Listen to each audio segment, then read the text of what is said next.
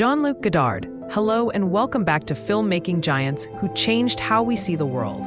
We have walked with directors who perfected grammar, who gave the camera breath and room's conscience, who made time itself the protagonist. Now we stand with a man who took cinema apart in front of the audience and invited us to read the pieces. Jean-Luc Godard did not simply add a flourish to the established language of film. He changed the contract between filmmaker and viewer. He taught us to notice the seam, to hear the splice, to watch the ideology hiding inside a beautiful shot, to accept that a film could be criticism while it plays and a love letter while it argues. His style became many styles: charm in a stolen car, blues in widescreen Capri light, red paint across the end of the world. Yet beneath the shifts lay one rigorous promise. The image is never innocent, the cut is never neutral, and attention is an ethical act. He arrived late to the Nouvelle Vague and somehow, first.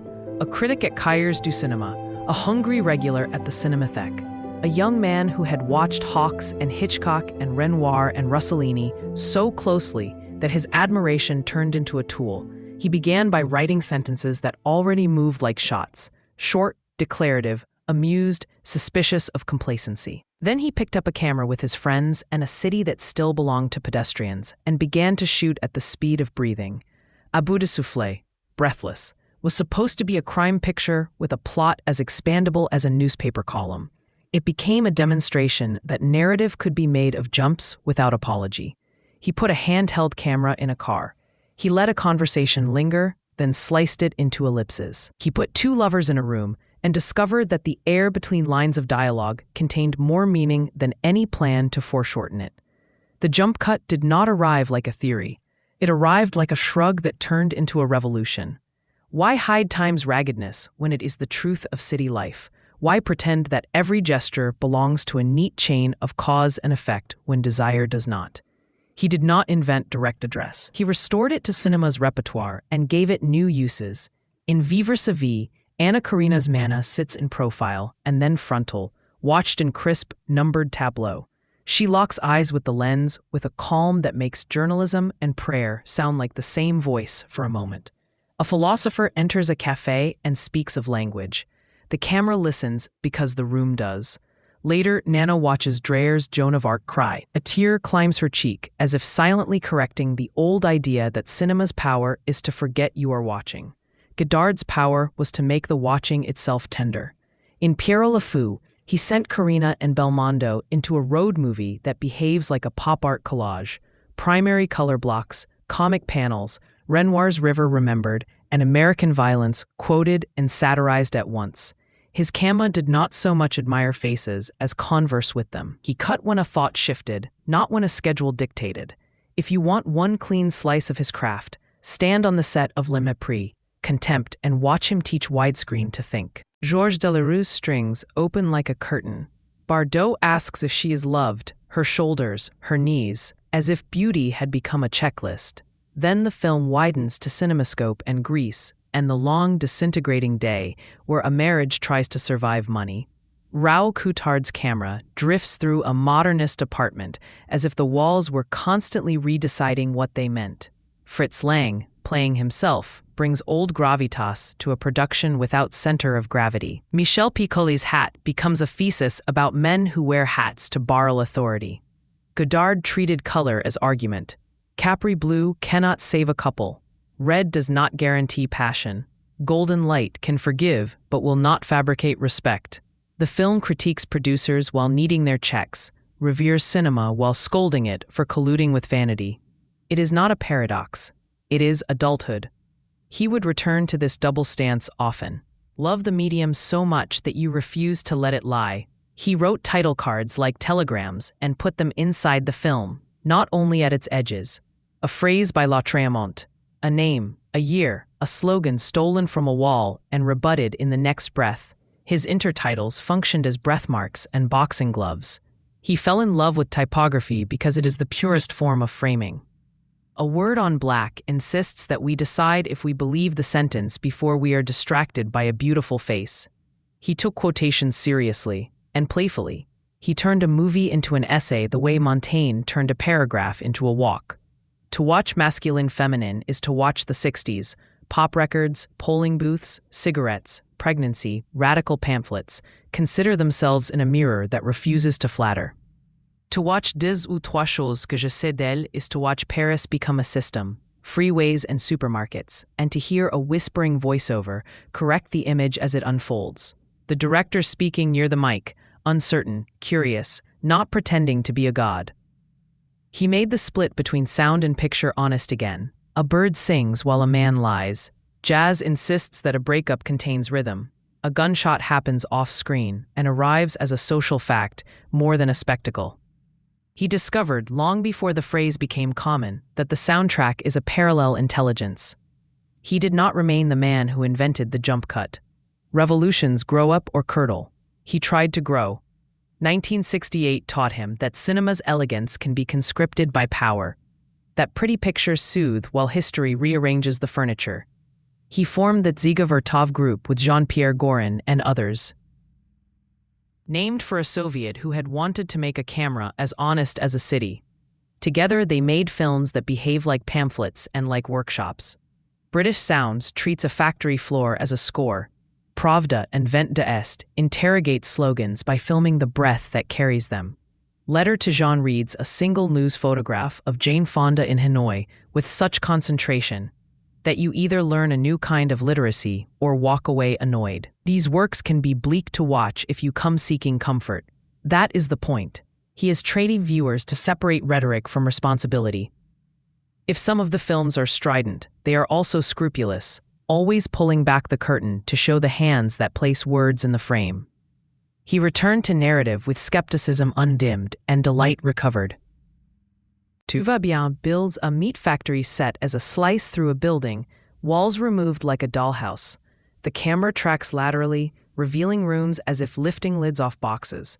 Jane Fonda and Yves Montand discover that star power is poor currency when workers organize.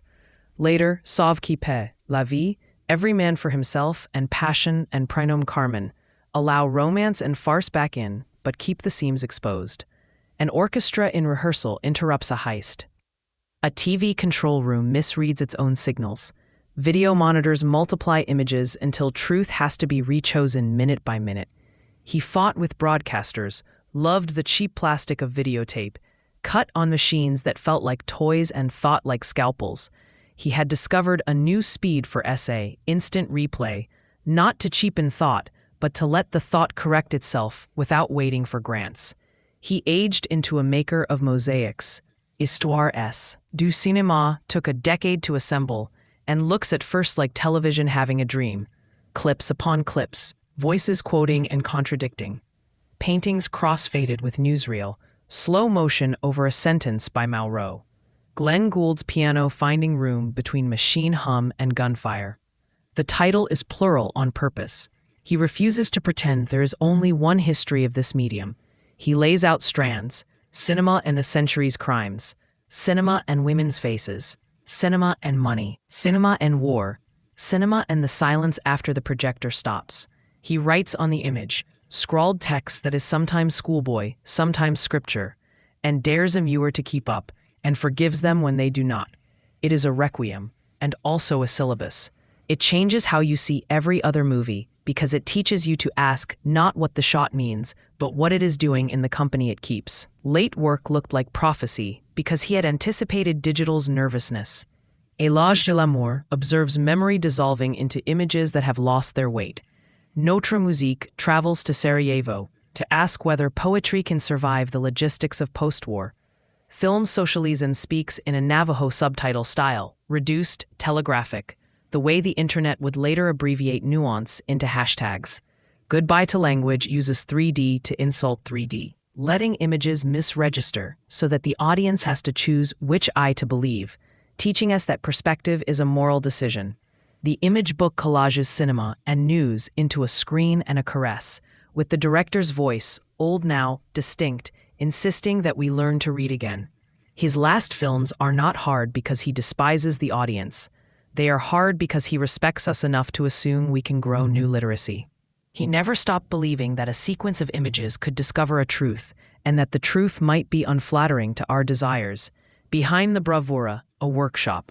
Raoul Cotard made movement look inevitable. Pierre Mercier, Georges de Beauregard, Anatole Dauman, producers and fixers, kept doors open that he would then walk through and argue about. Anna Karenina, muse and partner, gave his frames a softness they could not manufacture without her. Michel Legrand wrote melodies that taught his jump cuts to smile. Georges Delerue taught widescreen how to ache. Antoine Duhamel taught color how to dance. Godard loved bodies and betrayed them only when he believed the lie of glamour was about to harm them. He loved faces and refused to fetishize them. He loved cars as pamphlets on wheels, records as time machines, paperback books as props that never stop reading their owners back. He could be cruel, especially when a cause or a joke had taken hold of his morning. He cut friends with the same sharpness he used on film stock. He made amends. He failed too. He moved on. If you look for saints here, you will find instead a worker whose materials included people and who sometimes used them with the impatience of a man late for an appointment with an idea. The films correct him, often gently. The women look back, the workers speak, the intertitles interrupt the director's own impulse to dominate a scene. Throughout, a method clarifies. Show the apparatus so that the audience cannot be seduced by it unawares. Quote, so that no single voice can bully the room. Cut in a way that creates thought rather than hiding it. Because he made the seam visible, he gave us practical tools outside the cinema. If you lead a team, show your edits. Let people see the draft before the memo cleans it, so they learn how thought is made, instead of only experiencing the finished edifice as a law. If you run a newsroom, place images beside their counter-images. Do not fear confusion. Fear the counterfeit clarity of a single unopposed angle. If you teach, lay quotations next to one another until a class begins to hear how one sentence keeps a promise that another merely announces. If you make policy, write your intertitles, one-line declarations, checked against what your budget will actually fund. Let the typography embarrass you into honesty. If you build products, break the fourth wall with users as a right. Show them the mechanism, ask them to interrupt. Build their interruption into the release. For filmmakers, the kit is abundant and moral. Use the jump cut as acknowledgement that time is not obedient. Address the audience not to flatter yourself, but to join a conspiracy of understanding. Let sound contradict picture so that truth can appear in the gap. Let color speak as argument, not as coding. Quote your influences so that gratitude is legible. Admit your politics without making slogans the only language your film can speak. When you reach for a beautiful shot, turn it twice in the light. If it seduces you into forgetting the harm it carries, cut. If it persuades you to remember the harm and carry it honestly, proceed. He believed that aesthetics are never separable from ethics. The image is a vote. He changed how we see the world not merely by showing us new things to look at, but by training us to look at looking. After Godard, no advertisement can pretend to be neutral, no news montage to be natural, no cut to be innocent. We become responsible for our pleasure. We learn to ask, in front of every image, who benefits from this arrangement of faces and sounds? Who is missing? What quotation would correct this flattery? Where, in this flow, is the moment we are being told not to notice? The gift is not paranoia, it is literacy. He made a public out of spectators, then invited the public to make itself political. He also, this is easy to forget amid the manifestos, loved the simple phenomena of cinema. A girl's hair in afternoon light, a scooter by the river, cigarettes and ashtrays, the swivel of a dancer's shoulder, a man in a suit running hopelessly late across a boulevard, a child's serious question. He caught them in passing, and because he had trained you to mistrust seduction, when he let beauty stand unqualified, you felt it as grace, not as salesmanship.